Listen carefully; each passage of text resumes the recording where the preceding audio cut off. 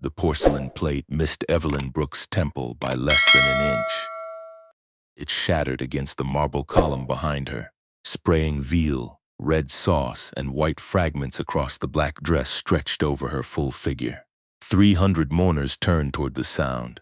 Conversations died beneath the vaulted ceiling of the Vitale mansion.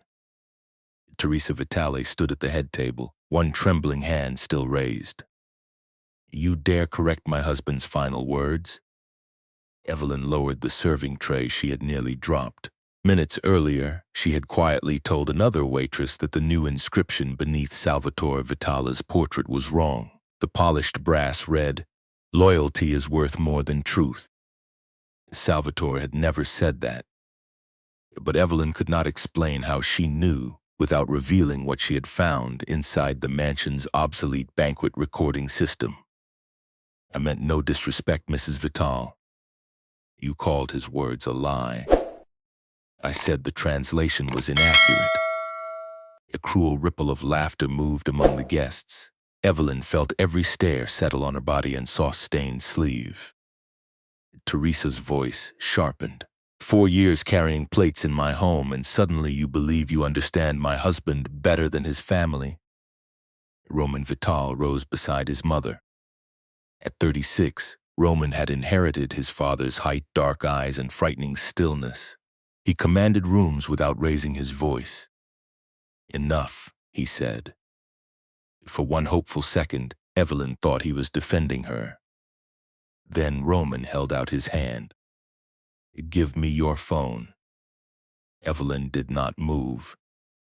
A security guard took it from her apron and passed it to Roman. He touched the screen, and a woman's recorded voice poured through the ballroom speakers. Evelyn's voice. "The West Service entrance will remain unguarded until 10. Once the memorial begins, Vitale security will seal the outer gates. Your men will have 40 minutes inside before anyone can leave." The recording ended. No one laughed now. Evelyn stared at the speakers. Every word had her tone, her cadence, even the slight breath she took before saying Roman's name. But she had never spoken that sentence. Roman's face emptied of expression. "That file was sent from your phone at 8:16. At 8:16, I was serving your mother. 20 people saw you leave the ballroom to replace a damaged memorial tape." Teresa stepped closer. "And now you expect us to believe someone stole your voice?" "I expect you to listen beneath it." Roman glanced toward the armed men lining the walls. "The gates are already sealed. No one leaves until the recording is authenticated." "That's what they want." "Who?" Evelyn looked across the powerful mourners toward Salvatore's oldest friends seated near Teresa. One of them slowly placed a finger against the stem of his wineglass. A warning. Evelyn understood immediately. If she named the voice she had heard on the original cassette, the attack would begin before Roman's loyal guards knew whom to watch. She looked back at him. "Give me 15 minutes. To do what?" "Find the original tape and show you why that recording is impossible." Roman checked his watch. "The west entrance unlocks automatically at 10. You have 14. Teresa seized Evelyn's wrist. "She will run." "I won't," Evelyn said. "You already sold us." A heavy metallic click echoed from somewhere beyond the ballroom. Then another. The inner security doors were locking. Evelyn's eyes moved to the musicians, the caterers, and the unfamiliar mourners positioned too evenly around the room. At least 6 kept their right hands beneath their jackets. None looked surprised by the lockdown. Roman noticed her attention. "What aren't you telling me?" Evelyn faced Teresa, whose fury rested on 30 years of misplaced certainty. Evelyn spoke loudly enough for every table to hear. "Your husband recorded his own killer, and you invited that man to sit beside you tonight." Silence struck the ballroom. Then every light went out. In the darkness, Evelyn heard chairs overturn, crystal break, and 300 frightened people reach for weapons at once. She did not scream.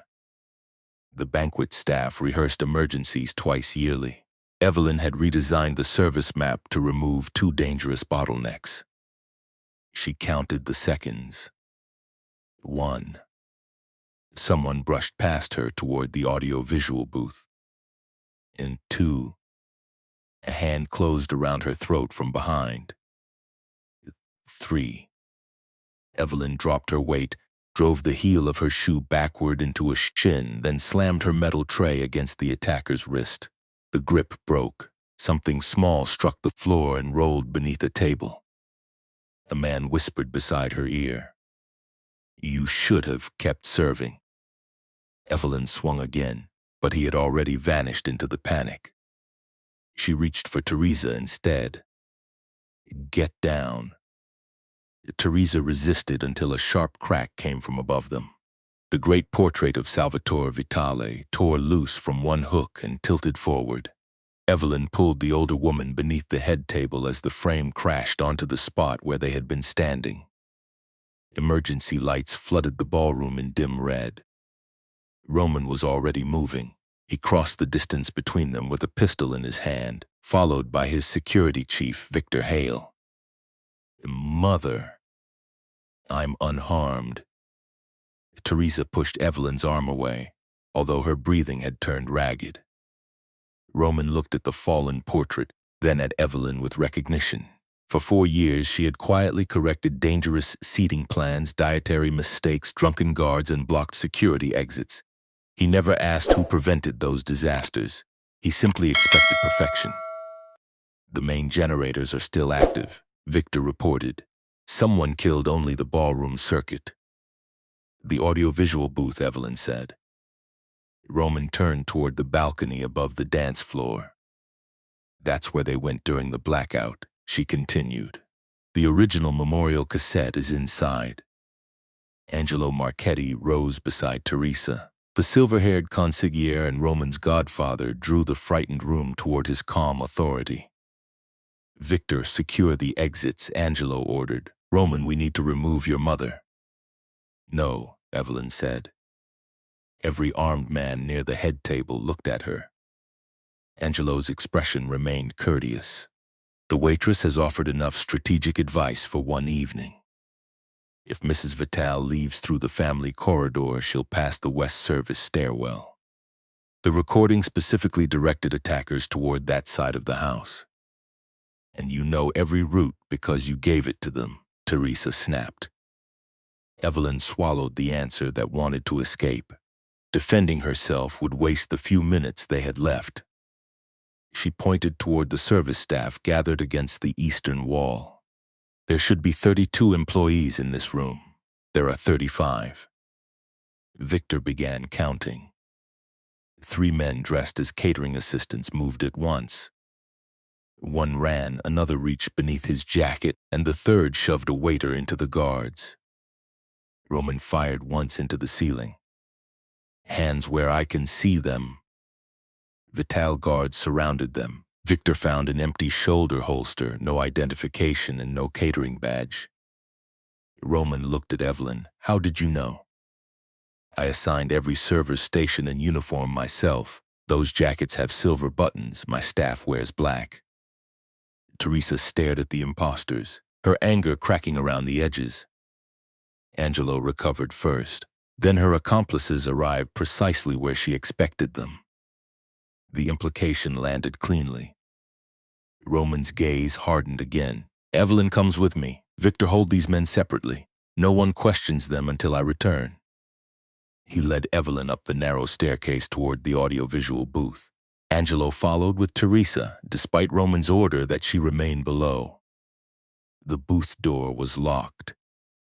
Evelyn removed the small brass key she wore on a chain, given by Roman after she saved an engagement dinner when the sound technician collapsed. She inserted it into the lock. The door opened. Inside, technician Paul Danner lay unconscious but breathing beside a chemical-scented cloth. The cassette deck was empty. Evelyn crossed to the archival cabinet. Its steel door showed no damage, but the green access light blinked twice. Who can open that? Roman asked. Paul, Victor, and me. Roman checked the electronic log. The cabinet had been opened during the blackout using Evelyn's employee code. Then Teresa bent beside the console and lifted something from the floor. Evelyn's brass key card. The same card Evelyn had left locked inside her apartment that morning. Roman took the brass card from his mother and held it beneath the console light. Is this yours? It has my name on it, Evelyn said, but it isn't mine. Angelo gave a soft, humorless laugh, a useful distinction. Evelyn reached for the card. Roman did not release it. My card has a crescent-shaped burn beside the magnetic strip. I dropped it against a chafing dish last Christmas. Roman turned the card over. The surface was flawless. Teresa's eyes narrowed. Then someone made a copy. Someone copied more than the card. Evelyn moved toward the mixing console. Play the recording again. Roman passed the card to Victor, then restarted the file recovered from Evelyn's phone. Her false voice filled the booth. Evelyn ignored the words and heard beneath them analog hiss, a passing truck, and 3 distant church bell notes. Stop. Roman paused the recording. Back 8 seconds. He obeyed. The notes rang again beneath her manufactured voice. Evelyn pointed at the speaker. That bell belonged to St. Gabriel's Church. It was cracked during a winter storm and removed 22 years ago. Angelo folded his arms. You recognize a bell from 3 notes? My father repaired its organ. I heard it every Sunday until I was 11. Roman looked toward the empty cassette deck. What does it prove? This wasn't recorded tonight.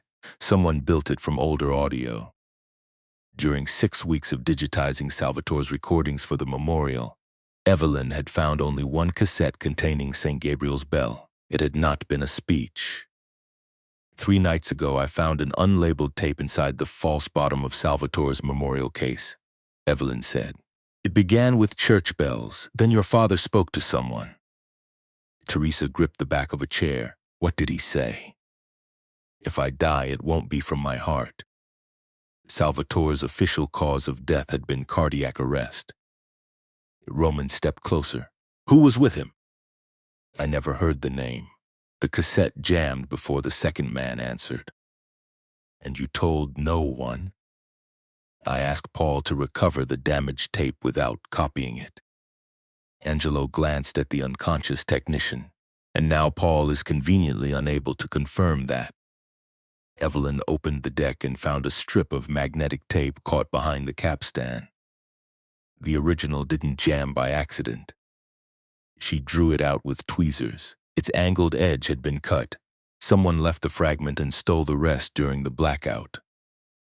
Roman checked his watch. 9:53. Can you recover anything from that?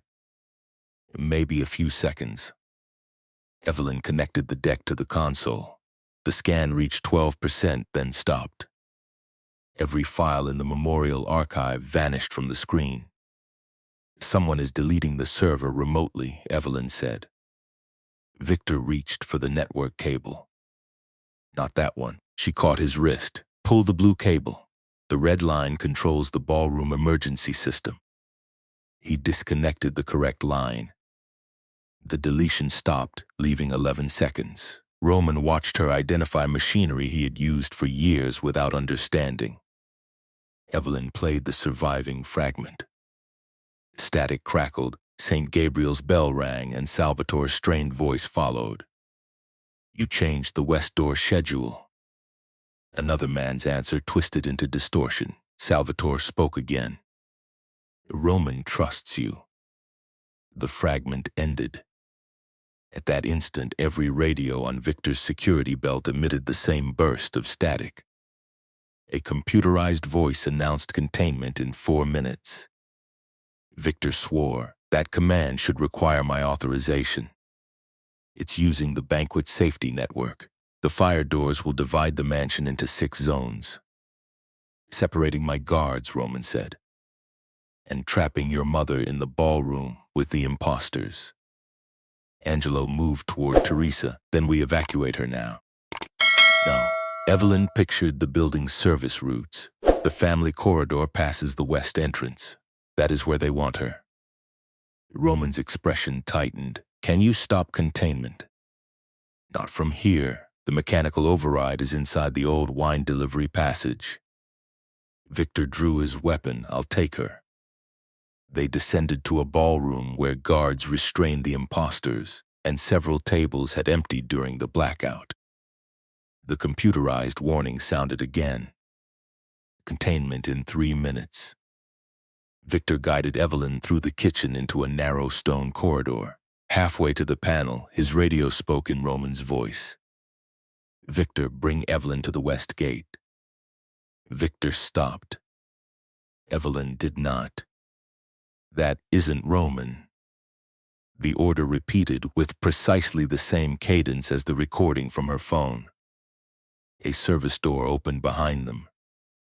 A false Vitale guard struck Victor with a baton. Evelyn smashed a bottle against the attacker's face and ran. At the next intersection, the corridor divided. The left passage offered freedom through an unlocked delivery door. The right led toward the override, and the people who believed she had betrayed them. Containment in 60 seconds.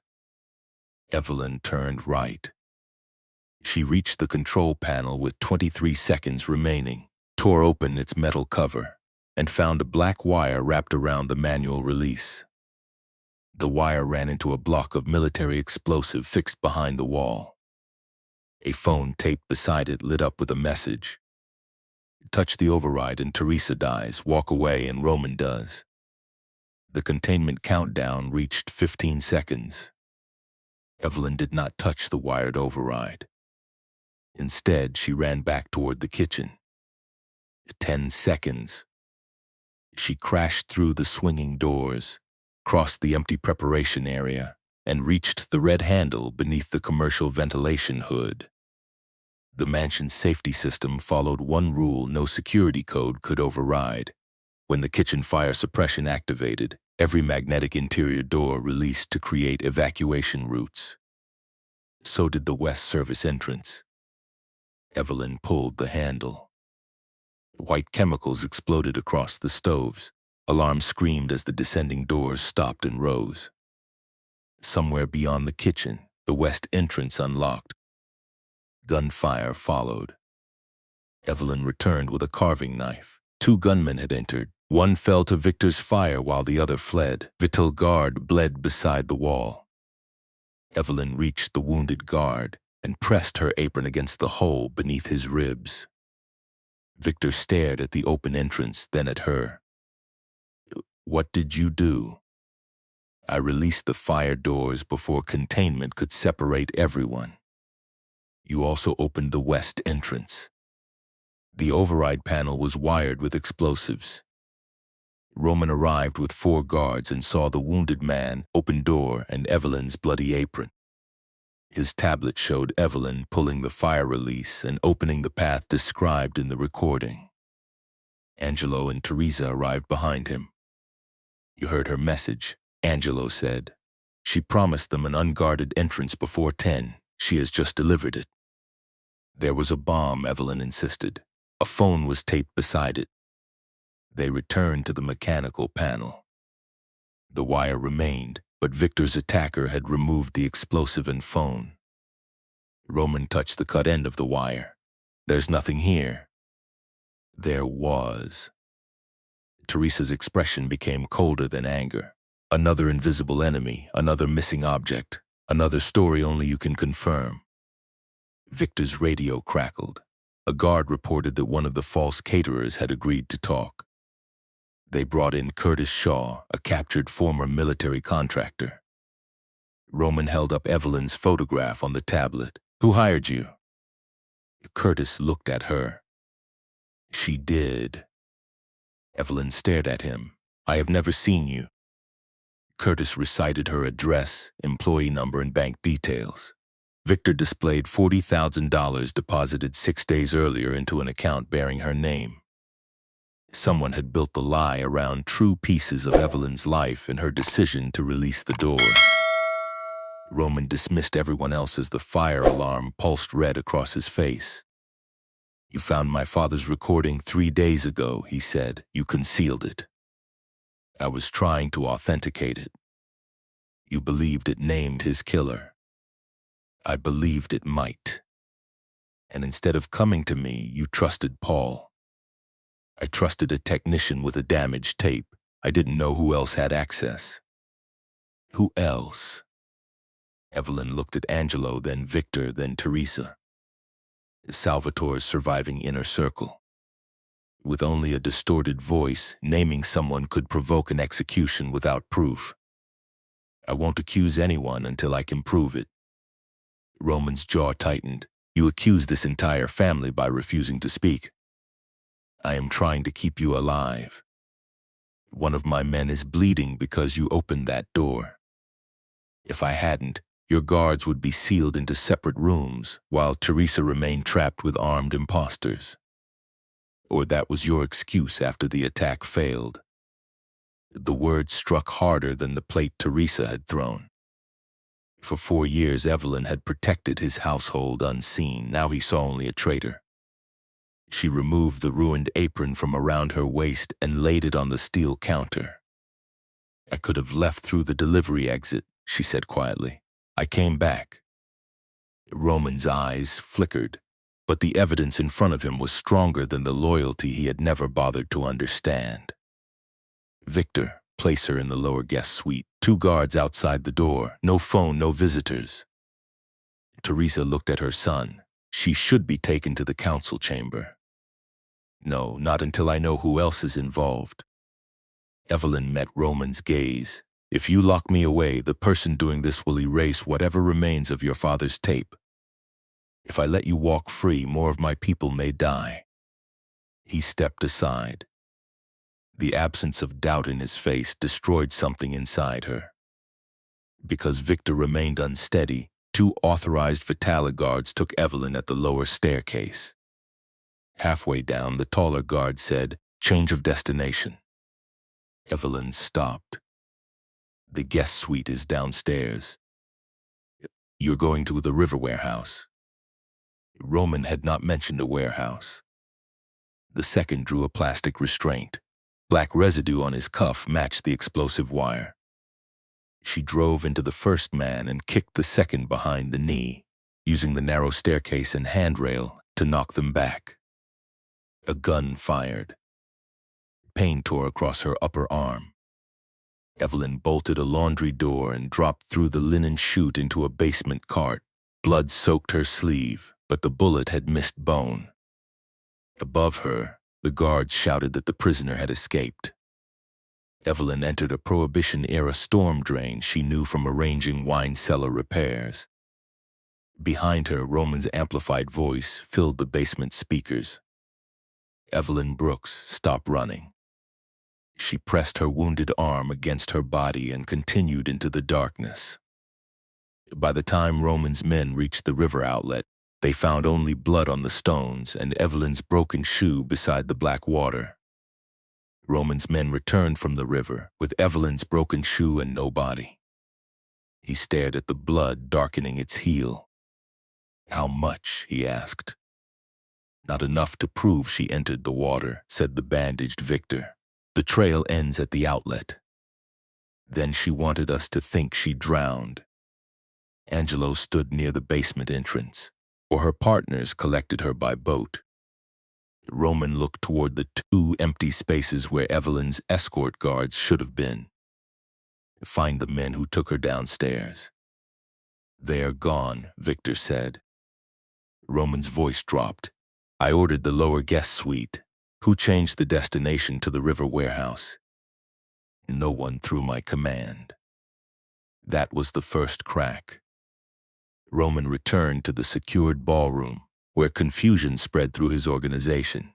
Missing medication, rival captains placed together, and 6 catering employees absent from the outdated staff file. "Where is the correct list?" Roman asked. The banquet manager hesitated. "Evelyn keeps it." "Where?" She carries it and updates every change by hand. Roman remembered Evelyn counting imposters after being humiliated, then choosing danger over escape. It was another crack in the accusation. He and Victor examined the accusation inside Salvatore's office. The access card came first. Victor placed the duplicate beside Evelyn's real card, recovered from her locked apartment drawer. A crescent-shaped burn marked the original. The duplicate was flawless. The code matches, but the copy was programmed yesterday from an administrative terminal. Whose terminal? Human resources. Who accessed it? Victor's expression tightened. The login record was erased. The payment had gone not to Evelyn's real account, but to one created 6 days earlier, using employment documents stored at Vitale headquarters. An audio engineer found the recording assembled from staff briefings, catering calls, and archived announcements, despite metadata claiming it came from Evelyn's phone. Her voice had been harvested at work. The evidence had been manufactured. Teresa entered without knocking. Angelo says the council wants a decision before dawn. Angelo speaks for the council now. He is trying to prevent panic. He suggested moving you through the west corridor after Evelyn warned us it was compromised. Teresa stiffened. He has protected this family since before you were born. So did Evelyn. She carried plates. No, she carried half this house and none of us noticed until she was gone. His mother said nothing. At 10:07, an encrypted order bearing Roman's digital signature had redirected Evelyn to the warehouse. He had never issued it. The guards disabled their trackers 40 seconds later. The enemy had stolen Roman's authority as surely as Evelyn's voice. He sent Teresa from the room and closed the door. Roman told Teresa that Evelyn had been seen entering a private clinic on Hudson Avenue. Victor informed the security command that she had boarded a freight train at the Eastern Yard. Roman told Angelo that a wounded woman matching Evelyn's description had taken refuge inside the abandoned rectory behind St. Gabriel's Church. Different teams watched each location. 21 minutes later, 6 armed men arrived behind St. Gabriel's carrying suppressed rifles and restraints.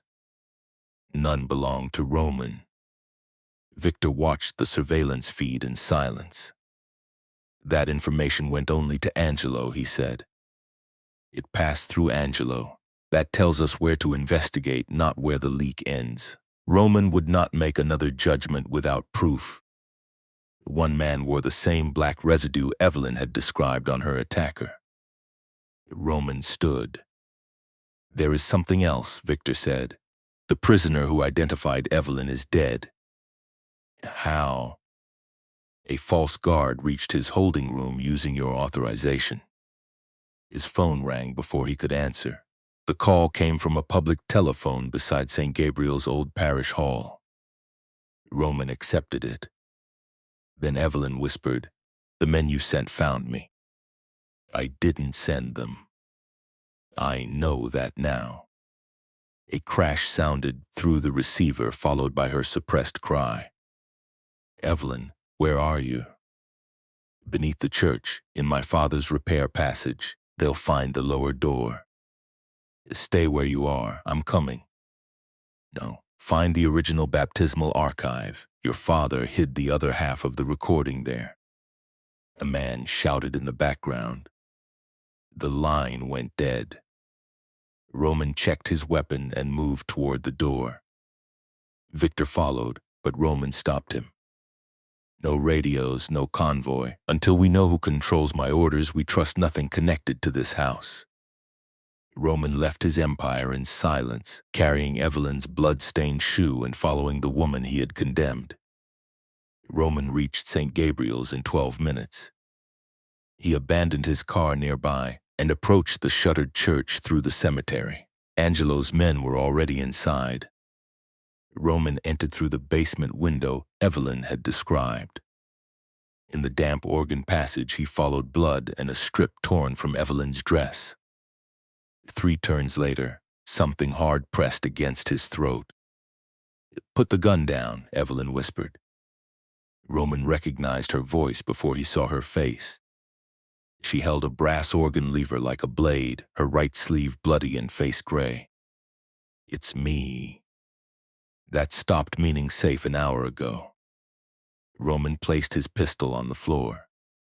"I did not send those men. You sent 2 others to lock me away." "Yes." Roman slowly turned. "I believed evidence designed for me to believe. I was wrong. And your mistake put me in a stairwell with 2 executioners." "I know."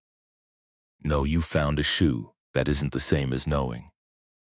A floorboard creaked above them.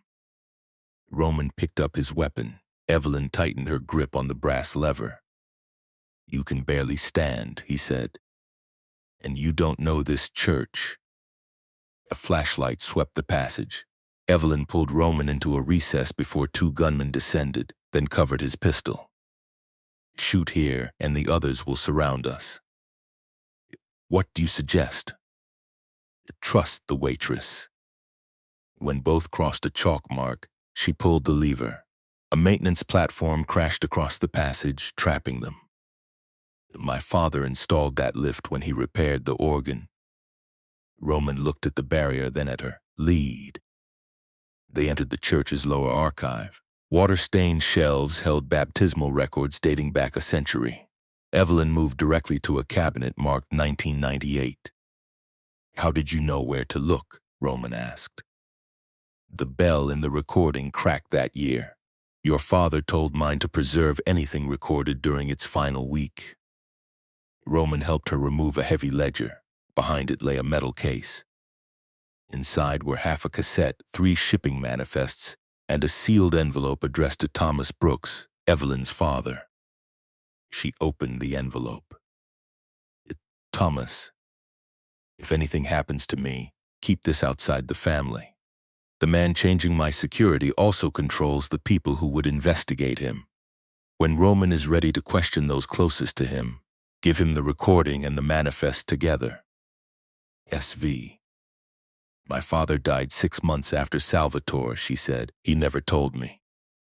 "He was protecting you. He left me working inside the house of the man he feared." Voices approached above them. Roman gathered the evidence. "We need to move." Evelyn did not follow. She was staring at the shipping manifests. The documents transferred Vitale Harbor security operations to Marek Strategic Holdings if Roman died, became incapacitated, or missed the Centennial Assembly 4 days later. The proxy beneficiary was Angelo Marchetti. "This was never only about your father's murder," Evelyn said. "Angelo needs control of the ports." Roman studied the documents. "These are copies. He'll call them forgeries. After what happened with my voice, no one will trust a recording alone." A blow shook the archive door. Roman put the metal case inside his coat. "Can we leave another way?" An ossuary passage runs beneath the altar. Its release wheel is behind that shelf. Roman moved toward it. Evelyn caught him. "Turning it sounds the old bell mechanism. They'll know where we are." "How long until the passage opens?" 40 seconds. "And how long before they break through?" The wooden door split under another strike. "Less." Roman handed Evelyn his second pistol. She looked at it but did not take it. "My right hand won't hold steady." "Then use your left." "I've never fired one." Roman holstered it. "You control the door, I'll cover the room."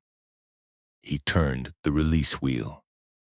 Ancient gears awakened, striking the bell's empty iron frame with a deafening clang. The archive gate began to rise. The door burst inward. Roman fired twice while Evelyn forced the gate upward. "Go," Roman ordered. "Not without you." "Evelyn." You already made decisions for me tonight. You don't get another one. She pulled him beneath the half-raised gate. Roman kicked away its brace, dropping it between them and the attackers. In the ossuary passage, Evelyn's legs failed and Roman caught her. She immediately pushed against him. I can walk. You can bleed or argue. You cannot do both. He packed and wrapped the wounds, confirming the bullet had passed through outer muscle. Evelyn watched him work. What happens when we leave? We authenticate everything. And then we force Angelo to expose the part of the plan we cannot prove. You still expect me to help you? No, Roman tied the bandage, I'm asking. They emerged behind the cemetery, where Roman used an unregistered phone to contact Victor. While they waited, Evelyn joined the cassette fragments. St. Gabriel's bell sounded, then Salvatore spoke. You changed the trust, Angelo. You made yourself successor if Roman misses the centennial assembly. A second voice answered clearly. I made certain this family would survive your son. Salvatore inhaled sharply. Glass broke and a chair struck the floor. The recording ended. The tape captured no confession, only the moment Salvatore realized Angelo had poisoned his drink. Roman's grief hardened into purpose. The assembly cannot be cancelled, he said. If I fail to appear, Angelo inherits the proxy automatically. Then we have 4 days. No, Angelo knows you found the archive. Roman looked toward the church where flashlights were spreading through the cemetery. We have until he realizes we escaped with it. Victor collected them in an unmarked bakery van and drove to an abandoned Vitale bakery held in Teresa's name beyond Angelo's control. A retired physician cleaned and stitched Evelyn's wound, confirming no bone or major vessel was hit. No lifting, no fighting. Keep the arm immobilized for at least 10 days. Evelyn looked at Roman. Tell that to the men hunting me. He left antibiotics and pain medication. By 3, the flower room had become an evidence center. The counterfeit card and synthetic recording proved Evelyn had been framed. The false account linked it to stolen personnel files. Altered orders imitated Roman's authority, while Salvatore's manifests connected Marek to the emergency transfer of Vitale ports. Corporate records traced Marek through shell companies to Angelo as sole trustee of his late brother's estate. The evidence established access, benefit, and deception. It did not yet prove that Angelo had poisoned Salvatore or ordered the memorial attack. He'll claim stolen credentials, forged manifests, and a synthesized voice, Victor said. He'll have experts ready to support him, Roman said. Evelyn saw that each altered order carried Roman's signature but also the source device's code. All your digital logs can be erased remotely, she said, but the fire system keeps a second record. Victor frowned. The compliance archive? A mechanical room printer keeps a physical record of every emergency door command. It only prints so no one can delete it remotely. Roman understood. The order that redirected her to the warehouse passed through the safety network. So did containment. The paper log identifies the source device. At the mansion, Victor said, which Angelo controls. The mansion printer ran out of paper. My replacement requests were ignored. Roman almost smiled, though there was no humor in it. Of course you did. But the exchange uses the same system, and I replaced its role last week. Under Salvatore's covenant, postponing the assembly would transfer Roman's proxy to Angelo for 1 year. Canceling the event would hand Angelo exactly what he wanted. Roman looked at Evelyn. If we force him to issue another false command inside the exchange, the printer records the originating device. Controlled information can prove he acted on something only he knew. Victor leaned over the building plan. What information? Evelyn removed the repaired cassette from its case. We tell him this is incomplete. We say I kept an undamaged copy hidden inside the exchange. Roman studied her. He will try to destroy it. Not himself. He'll send someone using your authorization. Then we catch the messenger. No, we let him create the physical log, stop him early, and Angelo claims he acted alone. Roman suppressed his instinct to command. What do you need? Access to the assembly guest list, catering routes, mechanical room, and seating plan. You'll have them. I choose where your guards stand. Victor looked at Roman. Roman nodded. She chooses. And no one kills Angelo before the evidence is public, Evelyn said. Not Victor, not your mother. Roman's face hardened. He murdered my father. Probably. That word is why we still need proof. You think I require permission to punish him? If he dies before the families see proof, they'll call it a purge. His allies will retaliate and innocent people will pay. Roman held her gaze. She did not lower hers. Finally, he said, Angelo lives until the evidence is heard. They built the trap around 3 independent safeguards.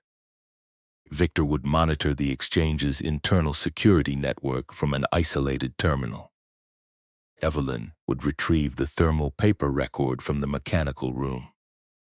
Roman would give Angelo the false location of a master cassette, the North Archive during the final vote. If the network failed, separate trustees would publicly open 3 sealed evidence packets if Roman or Evelyn disappeared. At dawn, Roman returned to the mansion alone. Angelo met him in Salvatore's office. Did you find her? Angelo asked. Roman placed Evelyn's blood-stained shoe on the desk. She escaped from the church. The cassette was damaged before I recovered it. Roman pretended not to notice. She contacted me afterward, he continued. She claims an intact copy is hidden inside the exchange, North Archive cabinet. She wants safe passage during the final vote. Do you believe her? I believe she will come for it. And when she does, I will make her confess before every family she betrayed. Angelo rested a hand on Roman's shoulder. Your father would be proud. Roman endured the touch. At the bakery, Evelyn and Teresa watched through Roman's hidden camera. My son says you returned to protect me when you could have escaped. Yes. And now you intend to enter the assembly, while Angelo's men believe you are alone. Yes. Teresa removed Salvatore's black mourning ring and placed it on the table between them. Then he will expect me to hate you. Do you? I hate that you saw the truth inside my house before I did. She pushed the ring toward Evelyn. But I hate my husband's killer more. On the camera feed, Angelo took out his phone and typed a message. Seconds later, Victor's isolated terminal captured an encrypted command sent to a compromised exchange security unit. North Archive, final vote, destroy the cassette, kill the waitress only after Roman condemns her. The command bore Roman's stolen digital signature. For the first time, they had watched Angelo activate the trap himself.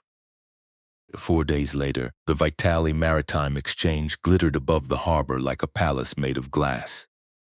Inside, 5 families joined shipping executives, union leaders, and trustees. At 9, the assembly would confirm Roman or transfer his proxy to Angelo. The event could not be delayed. Evelyn entered through the catering dock at 8:12. Her right arm remained strapped beneath a service jacket. Every movement pulled at the stitches, but she refused medication that could dull her judgment. For 4 years, guests had looked through her while she carried their drinks. Tonight, invisibility was an advantage. She counted employees, identified 3 imposters for Victor to remove, and placed evidence packets beneath carts assigned to rival trustees. If she failed to retrieve the physical security log, those packets would still survive. At 8:27, Roman began the performance. 2 guards marched Evelyn in with real restraints whose locking pin Victor had loosened. A murmur swept through the room. Teresa sat beneath Salvatore's portrait, wearing black and keeping her expression severe. Angelo stood at her right shoulder. Roman faced Evelyn without warmth. "This woman used my household access to admit armed men during my father's memorial," he announced. "She fabricated evidence, assaulted my guards, and fled custody." The accusation reopened wounds even though Evelyn had written it with him. Angelo stepped forward. "Will she be permitted to speak?" "No," Roman said. "She has lied enough." Even Teresa's eyes shifted at the cruelty in his voice. Roman looked toward Victor. "Take her to the North Archive. She remains there until the final vote. If she attempts to escape, stop her." Angelo watched, believing Roman still distrusted her. Victor escorted Evelyn from the chamber. Once the elevator doors closed, he freed her hands and passed her a maintenance badge. Angelo's man entered with a device registered to Roman's security system. "The thermal printer. Active. I'll monitor the network from the West Control Room. And if communications fail..." Victor tapped his watch. "At 8:50, I open every internal door manually. If I'm not there, use the freight stairwell." They separated on the 3rd floor. Roman's brass key opened the mechanical room's printer housing. Thermal paper recorded every emergency system command. At 8:40, a door sensor activated beside the North Archive. Angelo's operative had reached the false cassette. The printer began chattering. "Archive access executive override. Source device, Council tablet A01. Angelo's personal tablet." Evelyn photographed it, then fed the mechanically stamped original into a fireproof pouch. Victor's voice came through her earpiece. He opened the cabinet. Let him find it empty. A pause followed. Then Victor said, "He knows." The lights inside the mechanical room turned red. A new line printed. "North Sector containment authorized. Fire suppression purge initiated." Evelyn looked toward the ceiling vents. The exchange used carbon dioxide to suppress electrical fires, a gas capable of killing her. She ran toward the door. It locked before she reached it. Victor opened the mechanical room. Only static answered. 2 false fire inspectors attacked Victor's control room. He shot one before the second knocked him across the terminal, severing Evelyn's connection. Inside the assembly chamber, Angelo rose before the final vote. "I regret that this family's private failure must become public," he announced. The wall screens changed. Footage showed Roman, Teresa, and Evelyn meeting over Salvatore's documents at the bakery. Angelo had discovered the safe house. "You condemned the waitress before this council," he said, "while secretly conspiring with her to manufacture accusations against your own family." Roman did not look toward the north corridor. If he left the chamber before the final vote, Salvatore's covenant would register his absence and activate Angelo's proxy automatically. Angelo placed a document on the central table. "I move that Roman Vitale be declared compromised and temporarily removed from control of the ports." 3 family representatives raised their hands. A 4th hesitated. Angelo turned toward Teresa. "For the survival of your husband's empire, I ask you to confirm the motion." Teresa looked at Roman. Roman remained seated while Evelyn suffocated beyond the chamber. His silence looked like surrender. In the mechanical room, a warning horn sounded. "Carbon dioxide release in 30 seconds. Evelyn pulled the manual door lever. It did not move. Someone had pinned the exterior mechanism. The freight stairwell lay beyond it. Her vision blurred as she searched for another exit. A ventilation grill was bolted shut. 20 seconds. Evelyn secured the record beneath her jacket and stamped it with Salvatore's mourning ring as a second mark of custody. Then she lifted a wrench. Her injured arm failed immediately.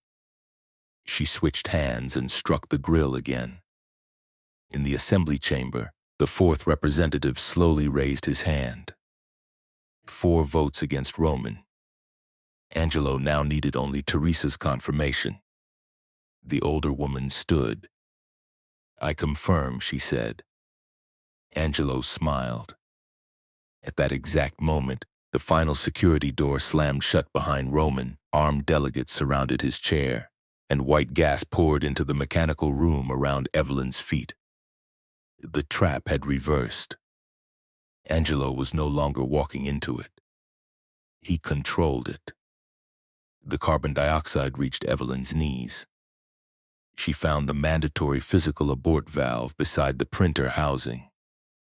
Someone had covered it with a steel plate but had not known about Roman's brass key. Evelyn opened it and stopped the gas, though every breath remained thin and painful. She kicked the floor-level pressure hatch. It opened into a pressure relief tunnel. Evelyn crawled through, dragging the evidence pouch. In the assembly chamber, Angelo placed the succession document before Teresa. "Seal the transfer." Teresa looked at the empty space on her right hand. "I cannot." Angelo's smile vanished. The doors opened. Evelyn entered through white gas, wearing one broken shoe and carrying the thermal record. Angelo recovered quickly. "She escaped Roman's custody again." "No," Roman said. "She survived your execution order." Angelo lifted the succession document. "Your own signature authorized the purge." "His digital signature," Evelyn said, "but your physical device issued it." She placed the paper beneath the document camera, displaying its stamped commands. "Source device, Council Tablet A1. Archive Access Executive Override. North Sector Containment authorized. Fire Suppression Purge initiated." Evelyn faced the delegates. Tablet A01 was issued to Angelo Marchetti. At 8:40, it opened the North Archive to destroy a cassette that never existed. Only Angelo had been told where that cassette was supposedly hidden. Angelo stayed calm. "Roman's people could have taken my tablet." "Then show us your tablet." "It was stolen before the assembly." "Conveniently." "No more conveniently than evidence discovered by a woman accused of treason." She removed Salvatore's mourning ring from her pocket. "Mrs. Vitale gave me her husband's original signet 4 days ago." Teresa raised her bare hand so the entire chamber could see. Evelyn turned toward the succession document. "The transfer Angelo placed before you already carries Salvatore's seal." The document camera showed the difference. Salvatore's real signet left a hairline fracture across the lion's left eye. Angelo's seal did not. He prepared the transfer before Teresa confirmed it. He needed only your belief in her consent. Murmurs spread among the trustees. Angelo struck back immediately. "A false seal proves someone planned fraud. It does not prove I ordered it, attacked the memorial, or harmed Salvatore." "You're right," Evelyn said. "That is why we brought more than one piece of evidence."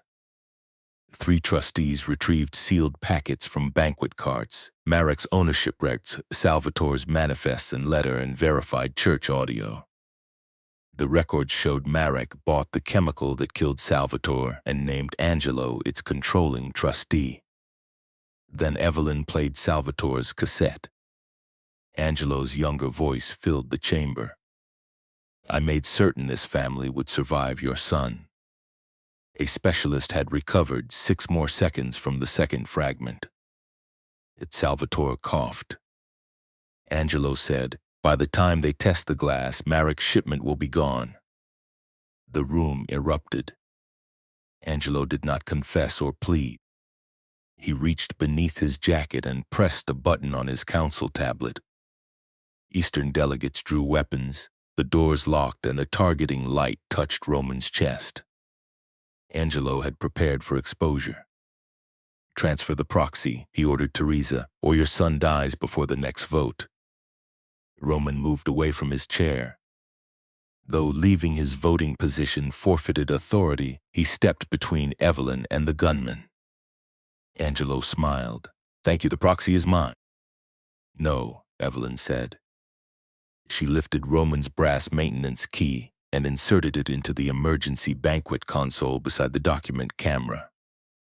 Evelyn had placed 6 trusted guards in kitchen jackets and forced Angelo's remaining infiltrators to the eastern wall, beneath a key-controlled storm barrier. Evelyn turned it. The barrier isolated Angelo's gunmen. Disguised guards disarmed the rest, while a bloodied Victor opened the western doors for reinforcements. Angelo raised his pistol toward Evelyn. Roman deflected the shot into Salvatore's portrait and drove Angelo against the table, stopping before the killing blow. He looked at Evelyn. Roman lowered his fist. Victor secured Angelo's wrists. Teresa faced the families and the curvy waitress she had humiliated before them. "My husband trusted powerful men," Teresa said. "They murdered him."